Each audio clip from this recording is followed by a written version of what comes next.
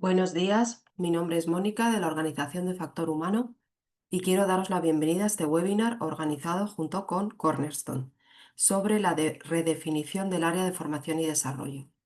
Comentaros un par de cosas respecto al funcionamiento del mismo. Si tenéis cualquier pregunta, podéis plantearla a través de la sección Preguntas y Respuestas que tenéis en la parte inferior de las pantallas. Y cuando abandonéis la sesión, os aparecerá un pequeño cuestionario que agradeceríamos que completarais. Comenzamos ya presentando al moderador del debate, Sergio Sotelo, de Cornerstone. Sergio, cuando quieras, puedes comenzar. Bueno, muchísimas gracias. Gracias por invitarnos a participar. Este tema que para mí es interesantísimo, espero que para el demás, el resto también lo sea. Am, Os voy a hacer una pequeñísima introducción y es respecto a que durante los últimos 25 años, el área de formación y desarrollo, que en adelante me voy a referir como L&D, porque es más corto principalmente, ha evolucionado a la par del e-learning y de las plataformas de formación, bajo mi punto de vista, alcanzando el máximo apogeo, digamos, en los años 2010, entre 2010 y 2020, con la figura del Chief Learning Officer, que se posicionó en las altas esferas de las organizaciones, en los comités de dirección, a la par del director de recursos humanos, o también se le llama CHRO. Sin embargo, en los últimos años, ¿sí? Al final de esa década y especialmente al principio de esta, la situación cambió totalmente. Ahora, aunque esa figura sigue estando en muchas organizaciones, en muchas está debajo de la organización de recursos humanos y en algunas hasta debajo de de la suborganización de talento dentro de recursos humanos. Esto es así porque, bueno, en algunas organizaciones hay un excesivo foco en el compliance o en el contenido de obligado cumplimiento y solo se hace algo más si cabe. En otras hay un excesivo foco en modelos como los de fábrica de contenido o el despliegue, el delivery, la entrega de cursos online sin más, y falta una alineación con indicadores de negocio.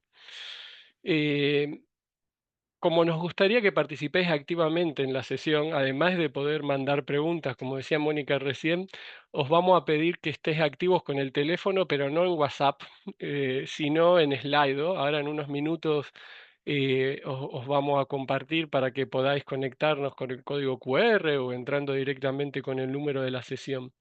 Y recordad que podéis mandar esas preguntas por Zoom. Entonces, sin más dilaciones, estoy aquí con cuatro máximos referentes de las áreas de L&D de las organizaciones, porque queremos analizar estas transformaciones en el sector y queremos ver si conseguimos encontrar el antídoto. Voy a empezar a presentaros por orden en que se realizarán luego las intervenciones. Primero voy a presentar a Nuria Hernández de Brico de Pot. Nuria va a comenzar hablándonos un poco de los cambios del modelo sistémico o sistema operativo en el que opera Learning and Development. Gracias, Nuria, por estar aquí con nosotros. Luego voy a presentar a Fran Mondaca de Monlique, sobre el futuro del trabajo. Nos va a hablar Fran y cómo desde el área del Andí se impulsa para adaptar a modalidades híbridas o remotas, ¿sí? Y todo lo que eso significa. Gracias, Fran. Te vemos. Juan Miguel Camus de Telefónica nos va a contar cómo el área de Learning and Development apalanca ese viaje hacia una organización basada en skills, y ahí hay un mundo de cosas, así que Juanmi se va a explayar. Vamos a dejar que se explaye y que nos cuente. Y por último, María Soler de Roche nos va a contar algunas iniciativas que impactan en cómo la IA obliga a transformar el rol del Andí. ¿Sí? No es que en los anteriores no se vaya a hablar de IA, pero en la de María es IA a full, a tope. Gracias, María. Em, voy a compartiros, un segundo, creo que ya estoy compartiendo la, em, en mi pantalla, creo que el resto la podéis ver, ¿no? O sea que alguien se manifieste. Em, con Se ve, respecto a... Sergio. Perfecto, gracias. Con respecto a este slide que os estoy compartiendo, es solamente para retomar después de las presentaciones con lo que os decía, ¿sí? Esto es un estudio que hizo Red Thread Research, que es uno de estos analistas globales, en donde miden la influencia de las áreas del Andí en 2022 versus en 2024, teniendo en cuenta dos parámetros. Por un lado, las discusiones de negocio y más estratégica, y por otro lado, el futuro de la fuerza, las discusiones en las organizaciones acerca del futuro de la fuerza del trabajo. Como veis ahí, voy a hacer unas matemáticas rápidas. La visión es que la influencia ha caído prácticamente a la mitad, ¿sí? Teniendo en cuenta estos dos indicadores. Entonces, Nuria. Nuria, como comentaba antes, nos va a contar un poco la experiencia en su organización. Aquí, con respecto a este asunto, es interesante y nos gustaría entrar en detalle y después que entren el resto de los participantes para hablar un poco de esa evolución.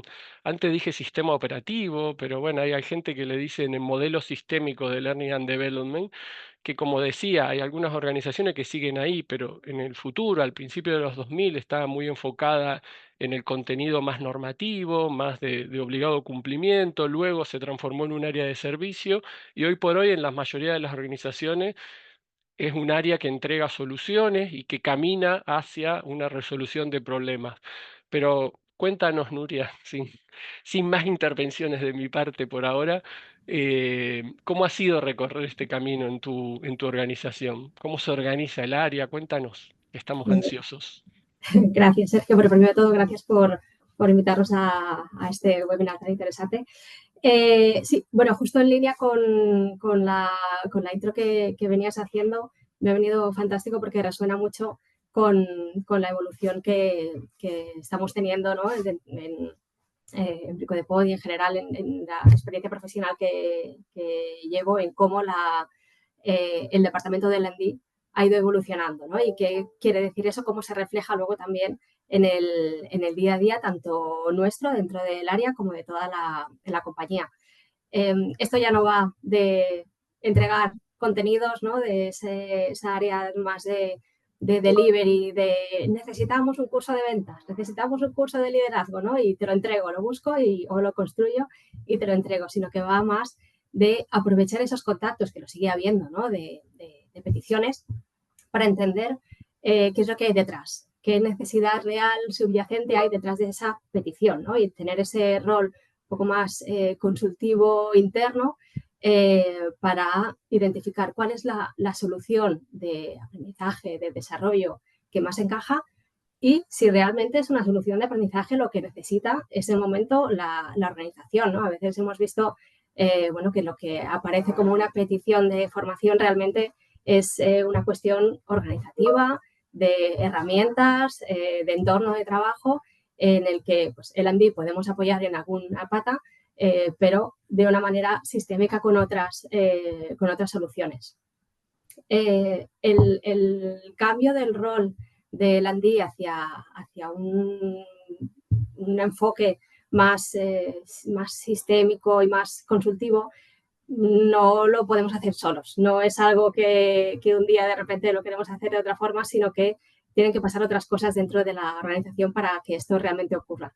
Y una de las más importantes es el capilarizar esa manera de hacer en toda la organización, ¿no? El contar con las áreas de negocio para todo ese conocimiento que hay, ese saber hacer que existe dentro de la compañía, ponerlo a disposición de otras áreas o del resto de compañeros, ¿no? Y nuestro rol de L&D es más el aportar la pedagogía y el recoger esas buenas prácticas para hacerlo extensivo en otras áreas, que no tener el conocimiento y hacer la distribución, como decías, más a nivel compliance, a nivel cumplimiento, sino ayudar a que el conocimiento fluya dentro de la organización. Creo que bueno, estamos en un momento de transformación, de co-creación con la compañía y los puntos a lo mejor más de transformación que hemos ido viendo es los momentos en que hemos contado más con el negocio para construir soluciones han sido pues, realmente las soluciones que han tenido más impacto y que también en el momento cuando se está construyendo esa solución identificas qué es lo que quieres mejorar para luego poderlo medir, ¿no? Porque si vamos a ese modelo de delivery de lo que me piden, pues nos quedamos en la superficie y no tenemos claro incluso qué necesitaremos medir después, con lo que el impacto después lo podemos seguir y se cierra más el círculo, ¿no? con este nuevo rol. Entonces creo que es el camino por el que debemos seguir. La organización debe estar también preparada para esto, porque como decía, no es solo cuestión de Landy que cambie de un día para otro, sino que es una cuestión organizativa y de cultura de aprendizaje en toda la compañía. Me parece súper interesante lo que cuentas. Y ahí tengo una subpregunta y para que respondas tú si quieres o también para que participe el resto, porque me interesa, o sea, el foco en negocio y todo lo que comentas me parece crítico, pero me interesa que entrar un poco más en el día a día, digamos, ¿sí? ¿Cómo se organiza el área? ¿Se sigue trabajando sobre ese plan anual? Y especialmente, y esta es la pregunta del millón, ¿qué pasa cuando llegan los fuegos y emergencias? ¿Sí? Cuando llega alguien y entra por la puerta y dice, María o Juanmi o Fran o Nuria, mira que ahora tenemos esto y no sé qué, y tú dices, pero espera, si me dijiste la semana pasada las prioridades y esto otro. ¿Cómo se hace? ¿Existe un triaje como cuando vamos a urgencia y te dicen, a ver, pero tienes esto, tienes lo otro, y alguien prioriza? ¿Hay espacio para la proactividad realmente? ¿O cuando hacemos toda esa organización estratégica es septiembre con la vuelta al cole y ya el 15 de septiembre ya estamos ahí con el extintor apagando incendios? Ahí me gustaría que me contéis un poco más cómo sucede eso en el día a día en la organización, aunque sean respuestas más cortas, ¿eh? A ver, los compañeros también cuál es la experiencia. Desde mi punto de vista, el plan anual nos da la guía, ¿no? Para saber cuáles son las prioridades que nos hemos marcado para cuando salen fuego, es decir, cómo de alineado o no está esto que está saliendo, pero debemos ser capaces de pivotar si aparecen nuevas necesidades o si hay que matizar ese plan que habíamos dibujado de inicio. Así que creo que el mix para mí es la clave. Nuria, en vuestro caso, ¿el mix es la clave? ¿Cómo es? ¿Cuál es la clave? Bueno, pues Perdón, María sí. quise decir. Vale. Estaba mirando a María y no entendía por qué María no hablaba. Perdón, Nuria. No hay problema. Gracias, Sergio, gracias, Sara y Mónica, que estáis detrás por organizar esto. Un placer y un placer los que estáis asistiendo, que sois los protagonistas de esta charla. Me ha gustado mucho ver que el 70% de los asistentes ven que estamos bien posicionados en el negocio. Al haber reto, esa respuesta sería la misma si preguntamos directamente al negocio. Y ahí es donde me gustaría ir. Es desde el punto de vista del negocio, cuál es el valor que estamos entregando. Y cuando hablamos de L&D como partners del negocio, también me gustaría retar, porque partner me da la sensación de que estás fuera del negocio. Vamos a irnos dentro del negocio y entendiendo cuáles son de verdad las prioridades estratégicas, desde ahí cómo podemos aportar al valor. Me gusta mucho, Nuria, que decías hacer iniciativas con el negocio, por supuesto, y que de verdad cubran con las necesidades. Cuando tú preguntas, Sergio, un buen diagnóstico. Tenemos que hacer un diagnóstico muy bueno entendiendo al negocio. Y cuando realmente entiendes cuál es lo que te aprieta el zapato, ese fuego que tú decías, haces un buen diagnóstico y de ahí haces una buena propuesta. Y hay que ser flexibles. Y tenemos que, de ese gran plan anual y esa estrategia 3, 5 años que hacemos, vivimos en una época de mucho cambio, mucha incertidumbre y nos deberíamos adaptar.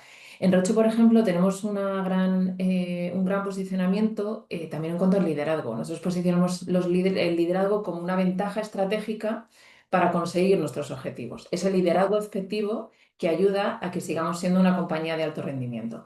Y de ahí vamos evolucionando en varias iniciativas, por supuesto, junto al negocio. Y veo las manos de Fran y de Juanmi para aportar. Fran, Sí, hola a todos y muchas gracias por estar dedicando tiempo a pensar juntos en esta área que nos apasiona. Yo estoy muy de acuerdo con una de las palabras que utilizó Nuria a propósito de la capilaridad, pero eso es un poco la última línea, ¿eh? Y cuando me siento desafiado también por el planteamiento de María en el sentido de cuál es el verdadero rol de L&D como partner. Yo estoy convencido de que es junto al negocio. Pero hay un estudio que salió este verano que es muy interesante de MIT, que se llama State of AI in Business. No sé si lo habéis revisado o si os suena. Y te dice, y te separa una de las cosas que te dice, te separo el back office y el front. El L&D está más bien situado en el back office, es un espacio de soporte y nosotros estamos en esa tensión de estar en primera línea. Hay parte de lo que hacemos que debe estar en primera línea y es donde todos queremos estar, pero la realidad del negocio, del mundo, a lo mejor nosotros estamos un poco más avanzadillos, nos dice que estamos en el back office. Y la diferencia que quiero hacer, el punto aquí es que es mucho más complejo y te hablaban de un 40 contra un 60, un 30 contra un 70 más difícil para nosotros demostrar el retorno de la inversión, porque estamos invirtiendo, estamos siendo menos pragmáticos, invirtiendo en AI para demostrar el retorno. En cambio, en áreas como marketing, en áreas como comunicación, el retorno es inmediato y ahí tenemos del 70% para arriba del retorno. Entonces, tenemos un challenge aquí importante por dónde estamos posicionados, por dar un paso y demostrar, oye, estamos junto a ti en el negocio, somos parte del negocio. Hay montones de ejemplos, yo creo que vuestras compañías y mis compañeros son clave en eso, pero hemos de ser pragmáticos. Yo creo que el pragmatismo es una gran palabra en este caso. Gracias, Fran. Juanmi, ¿tú cómo lo ves? Primero de todo, me sumo a María y al resto de los ponentes agradeciendo tanto al montar este webinar como a todo el mundo que está aquí. Y obviamente alineado en todo lo que trasladáis. O sea, creo que nuestra función, a mí una cosa no me gusta, cuando me dicen cursos. No, montar el cursico. Digo, uff, ya me han dado donde duele. Entonces, nosotros somos agentes del cambio, ¿vale? Y tenemos un portfolio de soluciones para poder ayudar al negocio a realizar los planes estratégicos que tienen ahí. Y por tanto, tenemos que ser parte del negocio, no ni siquiera socios, parte de. ¿Qué ocurre con eso? Que claro, a priori hablas diferentes idiomas y quien tiene que crecer no son ellos. Ellos no se van a bajar a tu nivel, tú tienes que crecer aquí. Entonces, para mí uno de los grandes retos, y obviamente estamos haciendo mucho foco, es en eso. O sea, tú tienes que ser consultor de su negocio y con las herramientas que tú le pones a su disposición, ver decir, oye, te va mejor así, te va mejor del otro modo. Pero tienes que hablar su idioma, ya dependiendo de en qué área concreta de negocio es el soporte, punto de vista consultivo, tienes que hablar su propio lenguaje, ya sea un lenguaje técnico, un lenguaje de venta, el tipo de lenguaje. Y ahí nos tenemos que hacer mayores las áreas de aprendizaje y desarrollo, porque eso, tenemos que ser parte. Y cuando piensen en la estrategia, pensar, oye, ¿cómo me va a ayudar esto a poder hacerlo? Y poner nosotros, digamos, poner KPIs de negocio dentro de sus planes estratégicos, que es lo que nosotros conseguimos. Y solo puedo daros un dato, en los últimos 2 años, el equipo que más capacitación ha recibido aquí en Telefónica España hemos sido nosotros justamente por eso, es decir, que tenemos que crecer, tenemos que hacer marketing, tenemos que vender mejor lo que hacemos, más allá del KPI, que en algunos marcos de programas podemos llegar a impactar en cuenta de resultados, que son los menos, pero también tenemos que ser capaces de contar una historia y cómo la gente le cuenta esa historia para que vaya a una formación, se la crea y obviamente eh, tangibilicemos ese valor que queremos dar.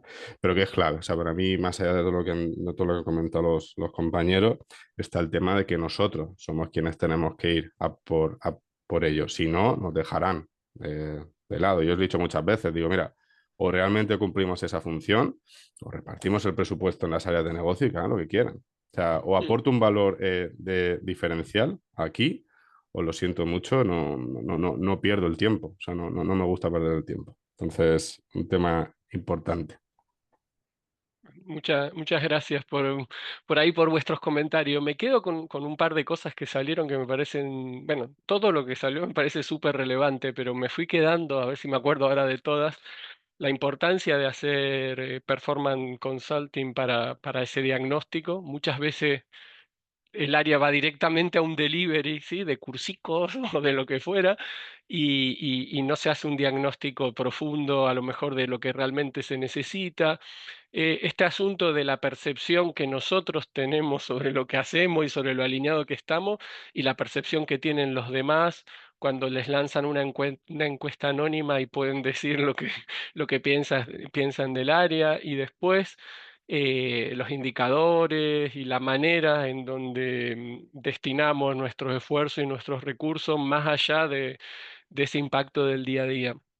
Quiero conectar esto con eh, algo que al principio pareció que era buenísimo, ¿no? Por lo menos yo lo vi así, ¿no? De repente, con el tema de la pandemia, una de las poquísimas cosas positivas que nos trajo fue que el online se disparó violentamente, porque al principio del principio nadie tenía, era todo un caos, una desorganización, y la gente tenía más tiempo y de repente se empezó a consumir mucho curso online. Después todo eso ya se fue canalizando, pero creo que nos obligó de alguna manera pasar de una semana para la otra a ese modelo full remoto, y esto afectó a las costuras de las organizaciones, ¿sí? En el bueno y en el mal sentido. Había algunas que estaban más y menos preparadas, pero eh, la sensación, por lo menos que tengo yo ahora, después me decís si vosotros tenéis la misma, es que cuando salimos entramos en el post-pandemia, digamos, la realidad, volvimos un poco a lo que estaba, a lo que era anteriormente. El otro día salía por la calle,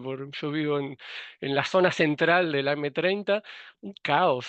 Yo decía, ¿dónde está el teletrabajo aquí? Era un caos, había coches por todos lados. También estará la vuelta al cole, las obras del Bernabéu y todo lo que siempre achacamos a que haya mucho tránsito. Pero ahí, Fran, me interesa mucho que contéis cómo interviene el Andí para acelerar en las nuevas formas de trabajo, ¿sí? Y no tanto por el híbrido o el remoto, sino en cuanto a metodología del trabajo, si hace falta fijar reglas, el rol del manager, si de verdad se trabaja en red.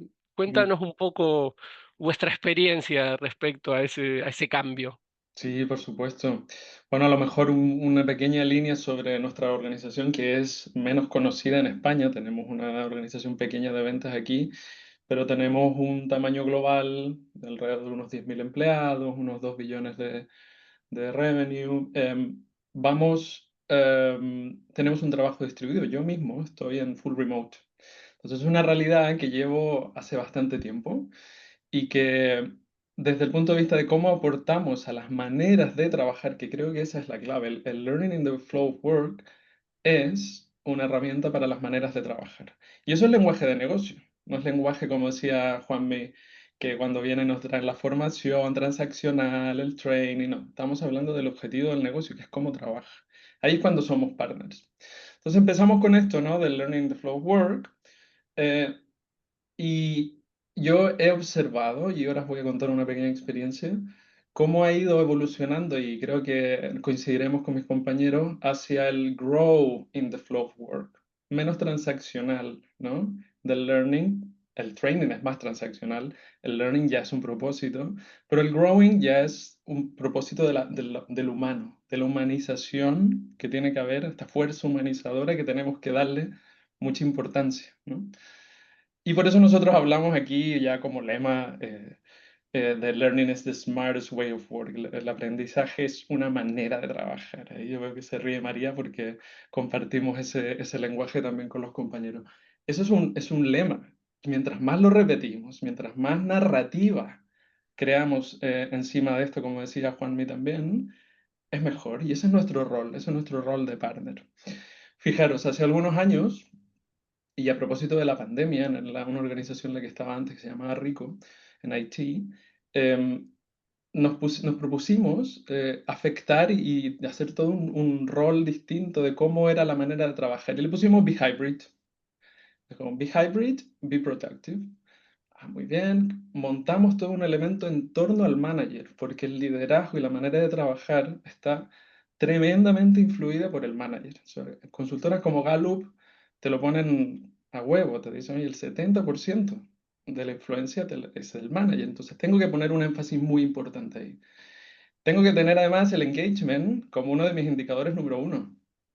Si en los equipos de Landino estamos poniendo el engagement como uno de mis elementos de medición KPI o KR estratégico y la retención, si es que nos gusta esa palabra, ¿no? Dentro de nuestros KPI nos estamos equivocando, debe estar, ¿no?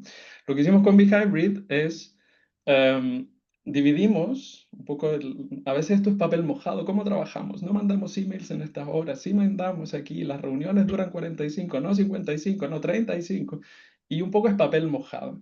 Entonces empoderamos a los managers para que tuvieran una especie de grid, ¿no? Una especie de guía, y le hacíamos pensar, a ver, ¿qué necesitas? ¿Necesitas transmitir información? ¿Vale? ¿Necesitas tomar decisiones? ¿Ok? ¿Necesitas crear, idear algo nuevo? Piensa en cuáles son el propósito de lo que tienes que hacer y toma una decisión si es que tienes que hacer esto de manera síncrona o asíncrona. Empiezan estas dos palabras que son un mix, ¿no? de decisiones constantes que debe hacer el manager y que debe educar a su equipo en las maneras de trabajar, ¿no? Y luego hablábamos de complejidad. Si es información muy simple, oye, mando un email, mando un chat, con un post, eso es 100% asíncrono. Pero si la complejidad de la información requería algo más, plantéate si también la transmites, das un tiempo, y luego la explicas, porque habrá preguntas. Ahora, si tienes que idear, el formato necesario es face to face. Tienes que conectar, tienes que transmitir. Si tienes que tomar decisiones, son simples, es un sí o un no. Asíncrono. Si la decisión es compleja, pues vete asíncrono, face to face. Y no siempre podemos hacerlo en una sala, no siempre tenemos la infraestructura para hacerlo, pero hay maneras, ¿no? Hay maneras de trabajarlo, tenemos un montón de herramientas hoy día en el Andí, pero un poco eso fue el BeHybrid que fuimos desplegando, que luego terminó siendo el título, y esta es la parte que a mí me gusta, porque contribuimos al negocio, y es uno de los congresos que tiene hoy Rico, de partners, que se llama BeHybrid. Y eso nació desde una iniciativa L&D. Por lo tanto, es un placer ver esas cosas y es un refuerzo que tenemos que seguir pensando en esa dirección. Muchas gracias.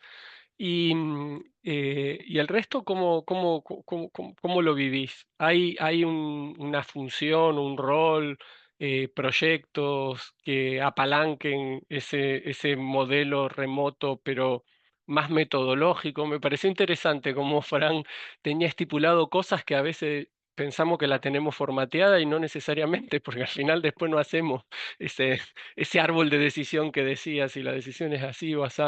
¿Cómo funcionan en el resto de las organizaciones? No sé quién quiere intervenir primero, si no, como la profesora del colegio, mira, ahí está Nuria, con las amenazas, normalmente siempre la proactividad aparece. Nuria, cuéntanos cómo hacen para tomar esas decisiones y ese trabajo más híbrido, remoto, si sucede en cierta medida en tu organización.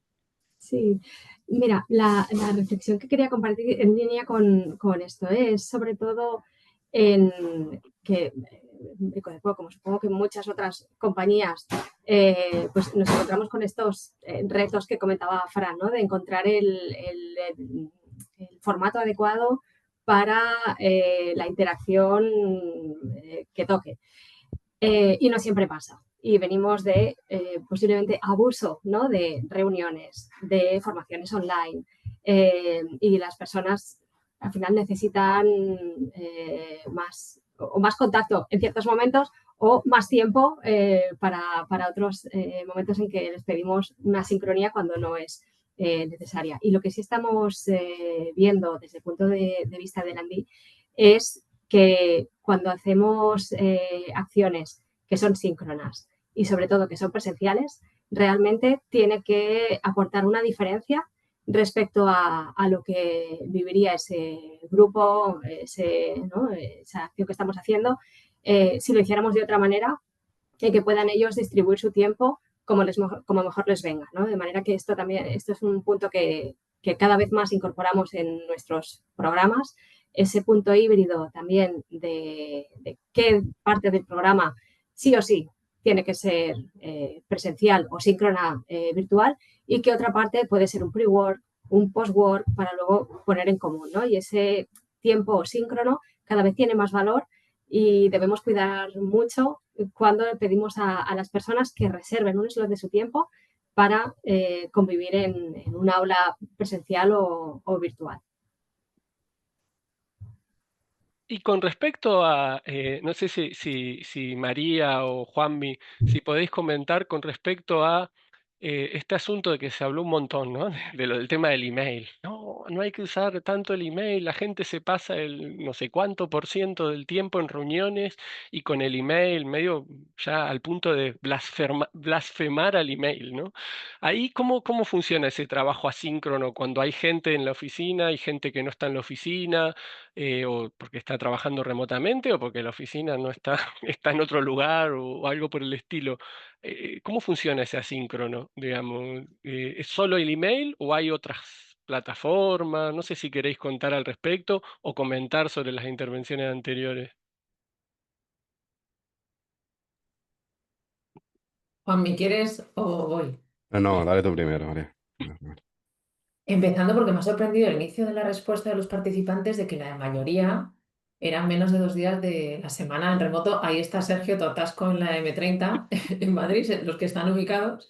Me ha sorprendido porque mi sensación era ya veo que se está más o menos igualando y que seguimos pudiendo trabajar de forma más híbrida. Creo que la flexibilidad en general, sea el formato que sea en función de la naturaleza de tu trabajo, no es lo mismo una planta de producción que una empresa totalmente comercial o totalmente tecnológica, no es lo mismo.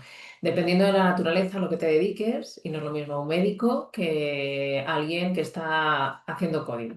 Dependiendo de lo que te dediques, vas a poder flexibilizar más o menos. Y yo creo que las compañías, y conecto con lo que tú decías, Fran, tiene que ver con el engagement también. En función de la naturaleza del negocio y lo que puedas hacer para favorecer que la gente esté cada vez mejor, maravilloso. Ahora, está claro, yo tengo un rol que es global y local. Entonces, soy responsable de formación y desarrollo España y Portugal, que mi rol más local, toco a la gente, las veo, hago formaciones en persona y globalmente soy responsable con un equipo internacional. Entonces, tengo una persona en China, una persona en Estados Unidos y 2 en Suiza que no las veo en mi día a día. Entonces tengo que tener ese esfuerzo de conectar con ellas. Y ahí la globalidad y la parte remota, pues tengo que navegarla. Y quiere decir que me voy a preocupar por generar la relación virtualmente, por estar conectados, porque haya un chat.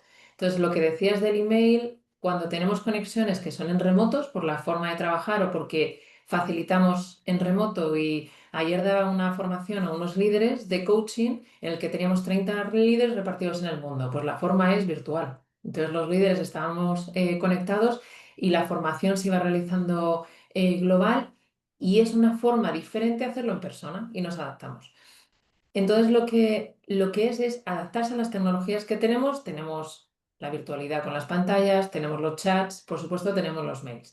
Y también sabemos que en España en concreto tenemos una legislación en la que nos dice, oye, que nos merecemos descansar fuera de las horas laborables. Entonces en Roche cumplimos todas las normativas, por supuesto, y también pensamos que todos nos merecemos descansar. Y ese well-being que tenemos es, oye, pues en horas fuera de tu trabajo, tus horas laborables, no es obligatorio, por supuesto, que respondas el email, lo vas a responder pues, cuando vuelvas a entrar a trabajar y lo veas.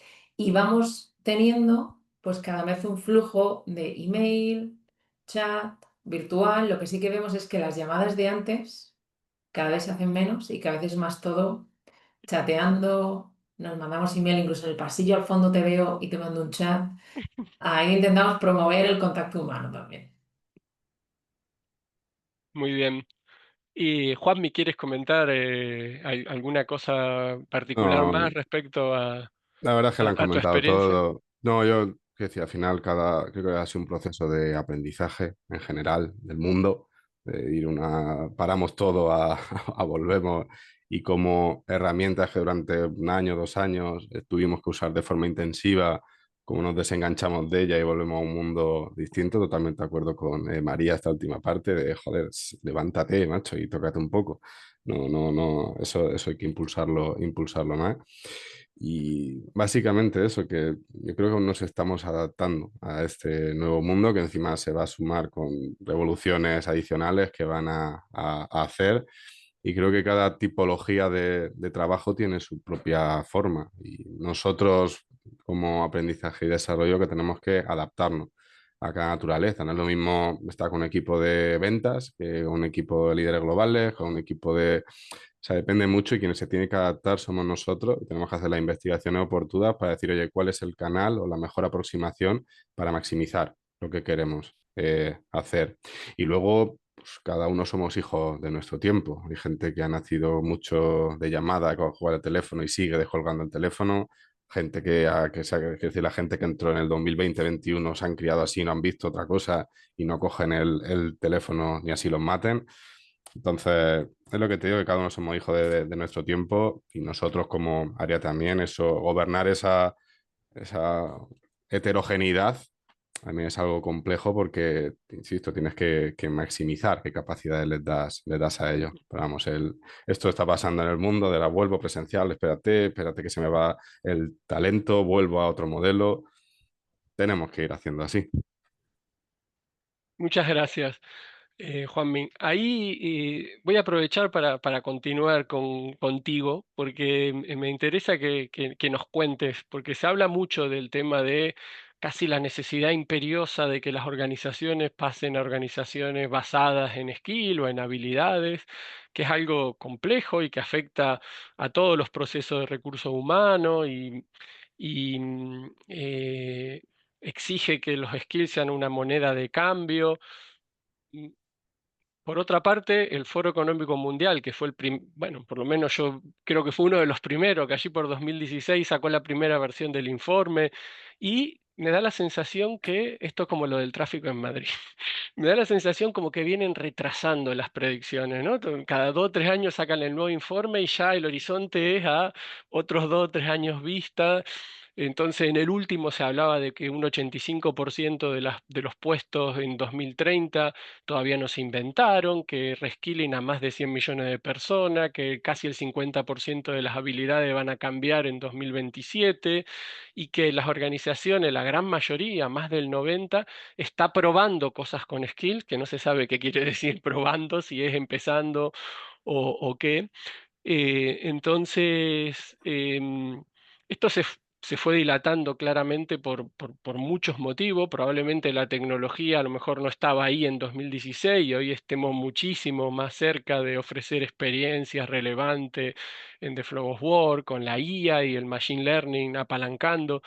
¿Cómo afrontasteis vosotros en Telefónica este desafío y en Telefónica de España? Y me interesa saber el rol un poco de tu área en cuanto a cómo impulsó, qué parte cogió, cómo sucedieron las cosas, si nos puedes contar un poco. Ujú. Vale, sí. A ver, primero de todo, respecto al tema World Economic Forum y demás, yo creo que se equivocan o sea, el 100% de la gente vamos a tener que resquilearnos. O sea, lo que viene es algo muy, muy gordo que cambia la naturaleza de cómo trabajamos y es que no va a haber nadie. Y me da igual la tipología de trabajo que vas a hacer. O sea, hay un cúmulo de tecnologías que van a explotar. Aquí ya entra en terreno de la futurología, pero es que, vamos, el mundo yo creo que de aquí a 15 años no lo vamos ni a conocer si proyectamos las tecnologías que tenemos hoy, que lo que va a llegar es mucho más gordo. Luego el tema de skills. Primero hay que pensar para qué. O sea, genial, skill. Vale, pero ¿para qué quieres tú orientar tu empresa en base a skills? O sea, ¿qué es lo que ganas, qué es lo que pierdes, qué es lo que tienes? Digamos que tú, igual que cuando tú, cualquier ese modelo, tienes atributos para ventas, para etcétera, que te definen un poco qué diccionario, qué lenguaje usa. El problema que tenemos y que seguimos teniendo en el área de recursos humanos es cómo definimos el talento, ¿vale? Algo tan jodido, del que encima es contextual, ¿vale? Entonces, para ello, lo que, digamos, tú necesitas normalizar una capa de conocimiento que sea homogénea para un profesional, porque al final hay que poner al empleado en el centro, como para luego cómo conecta los diferentes procesos de personas y luego cómo extraes y haces información con respecto a ello, ¿vale? Necesitas normalizar la información para poder extraer información de valor. O sea, alguien tiene la tentación de decir, bueno, y Big Data que están ahí, temas de no estructurados, tal, lo siento, para esto no vale. Hay otras cosas que sí, para esto no vale porque necesitas contextualizarlo en algo. No necesitas sacar datos de forma a ver si se me unen o no se me unen. No, aquí está hablando de procesos concretos que necesitas solventar. Pero adicionalmente, o sea, no te resuelve todo, ¿vale? O sea, en función de cada proceso que tú vayas a hacer, dependerá el porcentaje. O sea, tienes información de tema de skill y ahora os contaré cómo nosotros lo estamos haciendo, igual en nuestro rol, pero que esto no es una de yo ya tengo orientada a skill, tengo información de skill y ya está. O sea, no. O sea, en selección, un ejemplo, no vas a hacer selección únicamente en base a skill. Puedes hacer cribado tal, pero bueno, tiene otra serie de problemáticas que ahora comentaré. Pero coño, te vas a hacer una entrevista para conocer a la persona, si culturalmente se une contigo, si luego tiene los mismos valores, etcétera. Y eso no se ve en un skill, por ejemplo, ¿vale? Entonces digo que no, tampoco vayamos a obsesionarnos de decir, oye, con esto solvento todos mis problemas, porque no. Lo que sí que tenemos que hacer es, aparte de esa información también, cómo luego la estructuramos, ¿vale? Para poder explotar la información. Yo antes de estar en esta posición era el gerente de toda la parte de digitalización y People Analytics. Y uno de los problemas que teníamos fundamentales era eso, cómo uníamos la información, ¿vale? Entonces nos tuvimos que crear una capa por encima para poder hacer eso, para poder hacer la explotación. Si no, lo siento, es muy difícil hablar el mismo lenguaje de informes de selección, con descripciones de puestos, con yo aprendizaje y desarrollo que, bueno, lo hago en base de horas y demás, a la júntalo todo. Dice, oye, que esto como leche, yo no normalizo esto, ¿vale? Entonces, uno es muy importante aquí para qué, y mi opinión mía, no sé si es para todas las empresas. Hay empresas que sí, pero yo no sé, si tengo una pyme de 10 personas, yo no sé si necesito una empresa orientada a skill. Porque, macho, si es que salgo a la puerta y os conozco a todos, ¿vale? Además, es como tu arquitectura de cómo modelas tu talento. Y obviamente, cuanto más grande, pues más lo necesitas, pues necesitas un modelo. ¿Cómo lo hicimos nosotros? Obviamente tú necesitas un diccionario. Ese diccionario no lo construimos. Se llama taxonomía de skills. Sobre esta taxonomía de skills tenías que construir puestos, ¿vale? Puestos o posiciones. Lo que hicimos también es, oye, pues agrupo una serie de capacidades, skills, y las pongo en base a un puesto. Eso obviamente luego lo tienes que cotejar con el negocio. O sea, si no, pues que nosotros vayamos por un sitio y el negocio va por otro, pues está fastidiado ahí. Y con eso, digamos que ya tienes, cada persona de la organización va a tener una posición con unas skills asociadas, que es, digamos, la información base. Sobre eso, tienes que construir, al final la gente tiene que ver cómo se autovalora o cómo se valora con esas skills, ¿vale? Es la parte mollar de eso. Oye, ¿cómo voy a recoger la información? Ya sea a partir de que tú le lees el currículum e infieres o que directamente se autovalore en ello. Y con eso ya, pues tienes la base. Digo, ya tengo toda la plantilla que tienen puestas las skills. Ahora, si queréis, con todos los problemas que puedo tener aquí. Vale, ya tienes eso. Con esa información, junto conectando otros procesos de persona, como puede ser el performance, nosotros tenemos el performance que es de forma recurrente durante el año, con obviamente un punto concreto donde se pone una nota, ¿vale? Que luego afecta al variable, etcétera, etcétera. Pero uno de los ejes que trabajamos, si es obligatorio o mandatorio, tienen que hacer un eje de desarrollo en base a skill, es decir, el líder, porque igual que María, el líder es una figura fundamental de toda la arquitectura que tú tengas de gestión de talento. El líder es la clave, el que está más cerca de la persona y quien más le influye en su día a día, tiene que hacer ese ejercicio de, oye, ¿qué necesitas enfocarte en tu desarrollo para poder cumplir con qué es lo que quiero hacer? Entonces, esa información cogemos y la recogemos. El gap de skill respecto a tu puesto, cogemos y lo recogemos. Tenemos también, oye, yo soy más de lo que es mi puesto, por tanto, recoges también esas skills que has puesto tú de forma que es lo que tienes, más qué es lo que quieres, ¿vale? O sea, al final tú también es una declaración sobre tu carrera de, oye, me gustaría aprender de esto. Esa información también la recogemos. Y luego, obviamente, todos los planes estratégicos de las áreas, vamos al nivel de dirección, los recogemos y los chupamos. Con ese camino es lo que hacemos la hiperpersonalización en base a skill.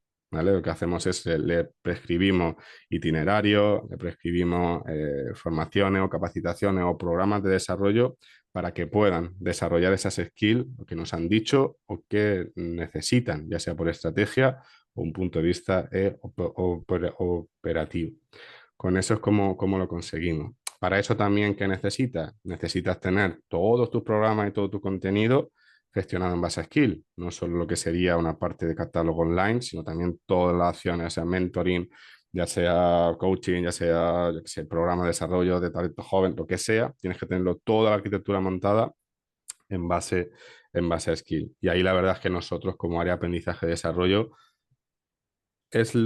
casi los entornos más tangibles son el nuestro y el de selección, bajo mi punto de vista, y hemos sido punta de lanza junto con ellos. ¿Vale? Entonces, con eso íbamos como tú conformas, propuesta de valor por y para ellos, para que lo entiendan. Por punto así de vista, ¿qué es lo que falta?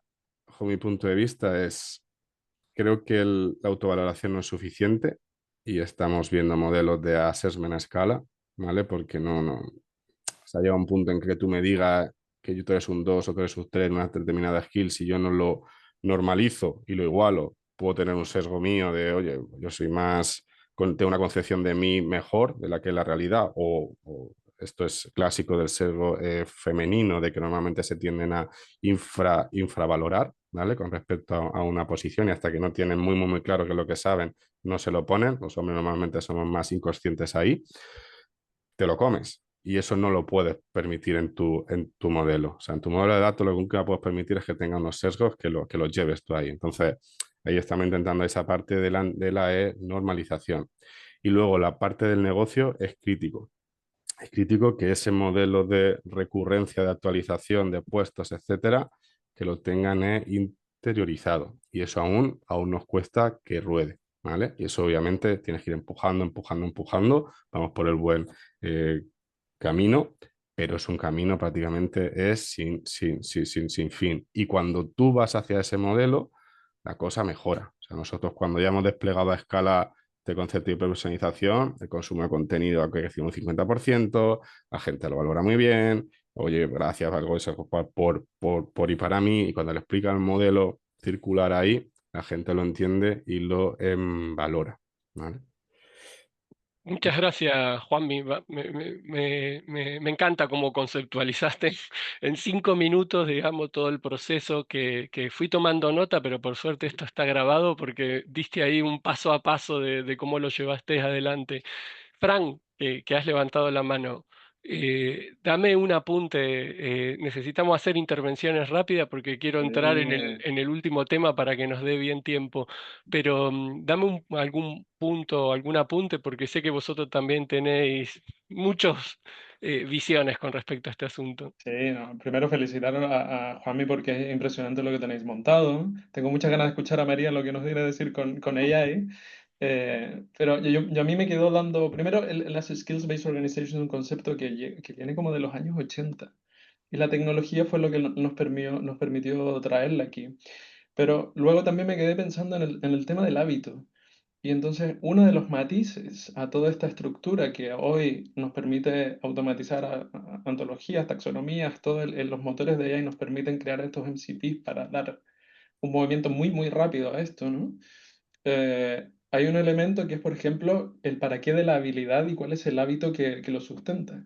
Ejemplo, todos usamos herramientas generativas de IA en nuestro día a día. De hecho, los estudios te dicen que el 90% los utilizan, pero solo el 40% lo hacen los entornos que pone a disposición el trabajo. Hay un tema de aprendizaje, de cómo lo utilizamos. Entonces, esos son datos muy valiosos para tomar en cuenta cuando desarrollas el para qué, que también decía Juanmi. Fundamental cuando te pones a pensar en cómo hacer esta lógica de skills, ¿no? En tu estrategia. Muchas gracias. Nuria, no sé si tú quieres comentar alguna cosa ahora o te guardas para comentar después de María, porque si no ya quiero saltar para la siguiente. Sí, adelante. No, ha sido Ah, súper bueno. interesante. Claro. Bueno, nada, te guardo el comodín para hablar después de María. Ahí, María, a ver, una cosa que quiero hacer una mini introducción para darte paso. Respecto a la forma en que se creó el Andí, yo creo que desde el principio se basó mucho en puestos de trabajo, una definición del puesto, un título del puesto, diseñamos programa de formación para ese puesto. Esto, bueno, hay muchos puntos de vista, pero a lo mejor nunca funcionó súper bien porque cada persona asume la posición con un diferente nivel de madurez y una experiencia previa diferente. Puede o no que necesite los detalles, el rol del manager, cómo se diseñó teóricamente y cómo era en la práctica, diferentes herramientas, procesos, bueno, un montón de cuestiones. Em, ¿Cómo, qué está sucediendo ahora y cómo vosotros estáis afrontando esos procesos ahí apalancado con la IA? Cuéntanos.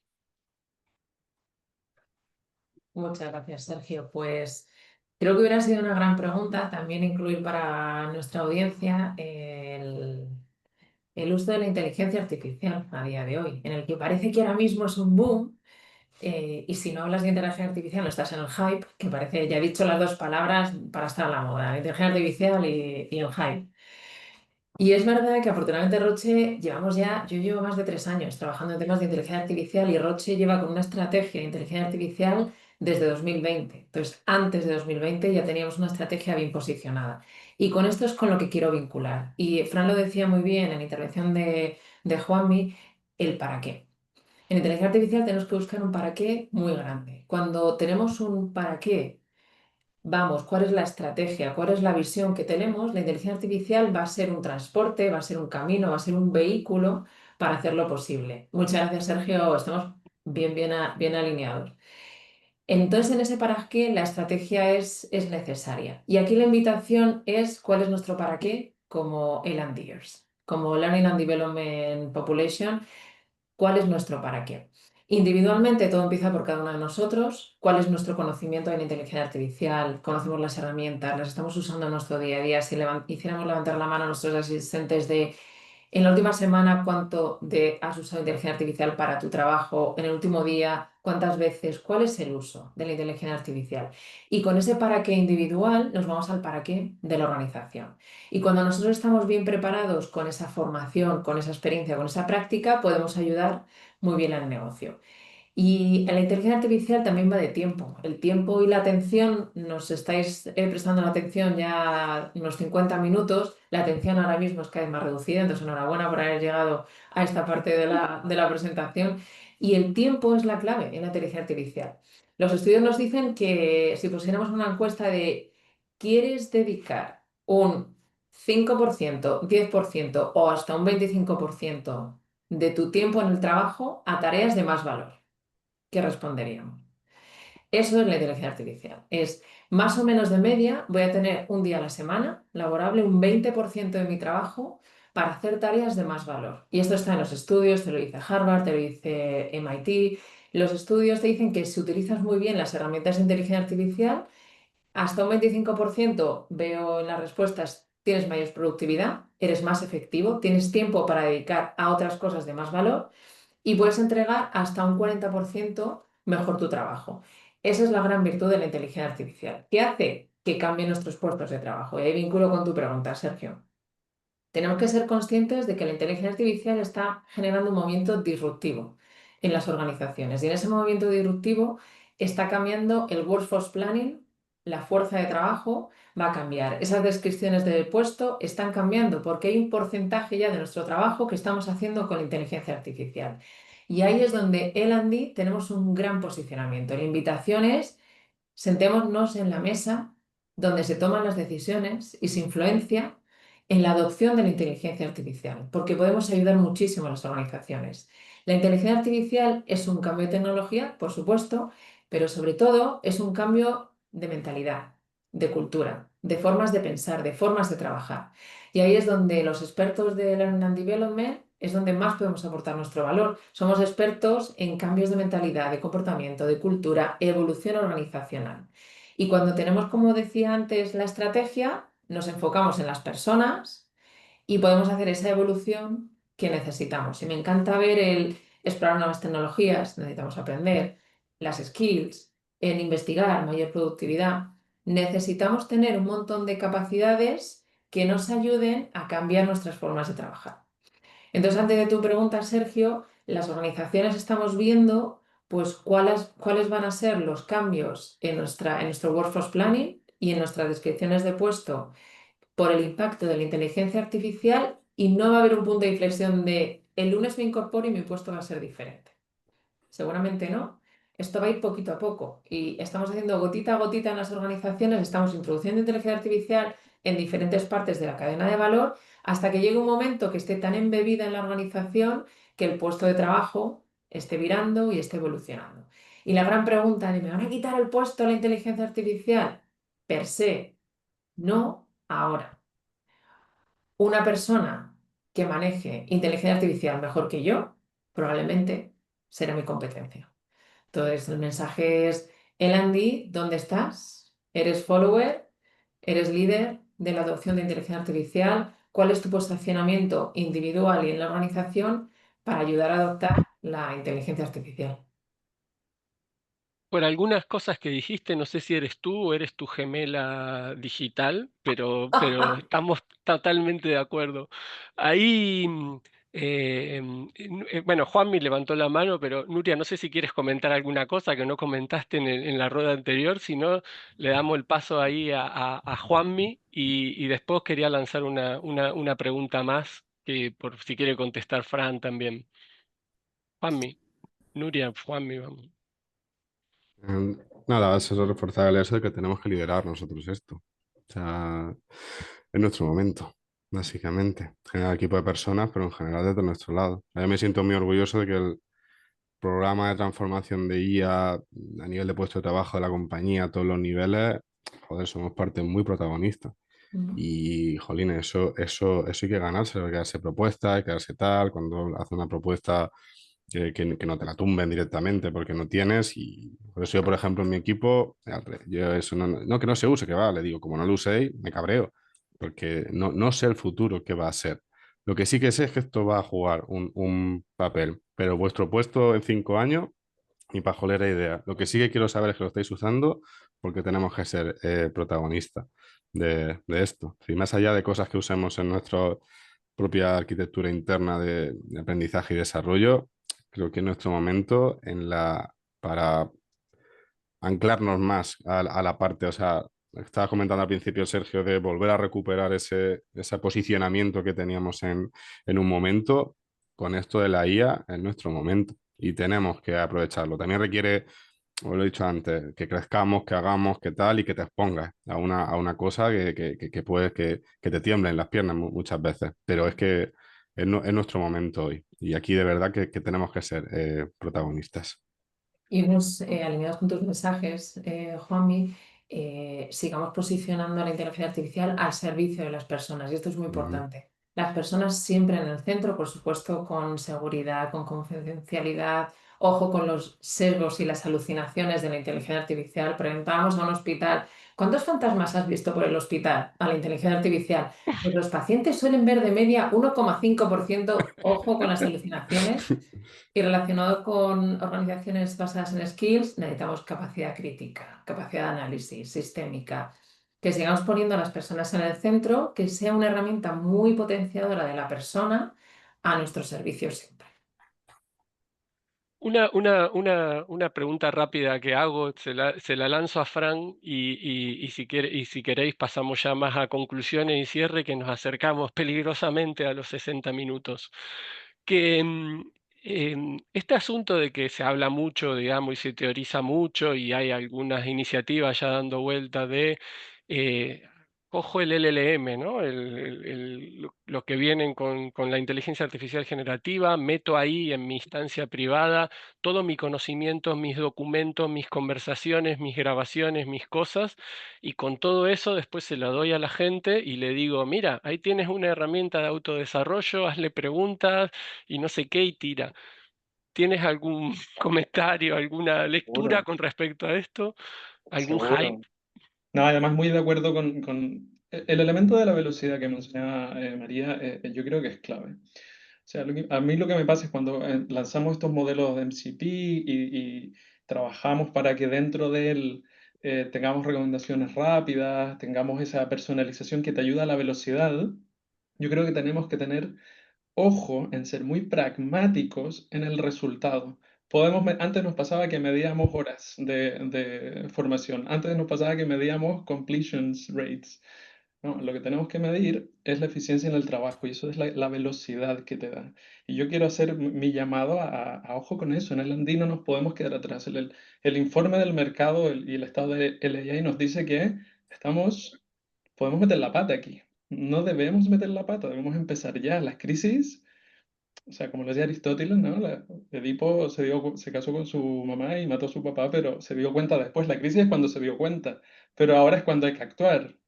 Entonces, mi llamado no es alarmista, pero en el Andy tenemos un rol, ser pragmáticos en el resultado y cómo estamos invirtiendo. Porque cuando llegan los momentos de vacas flacas, se mira a formación y llegan las tijeras.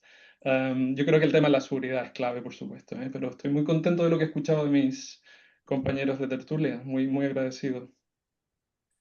Bueno, estamos llegando al final de esta interesantísima conversación. Creo que si teníamos 4 horas más no nos hubiera alcanzado el tiempo y hubiésemos estado en los últimos 5 minutos igual que ahora. Yo me quedé con 180.000 preguntas ahí para hacer. Voy a tener que ir a ChatGPT, no me va a quedar otra. Me la voy a pasar pipa en las próximas horas porque no tengo nada para hacer. Hoy es viernes, así que estoy con el tema este de viernes sin reuniones. Así que os quiero agradecer. Voy a dejar de compartir pantalla ahora. Podéis ver un poco los resultados ahí de las opiniones y también a lo mejor esto después lo podemos compartir. Voy a dar paso a Sara y a Mónica y agradecerle a ellas y al equipo extendido de Factor Humano por haber hecho posible este webinar.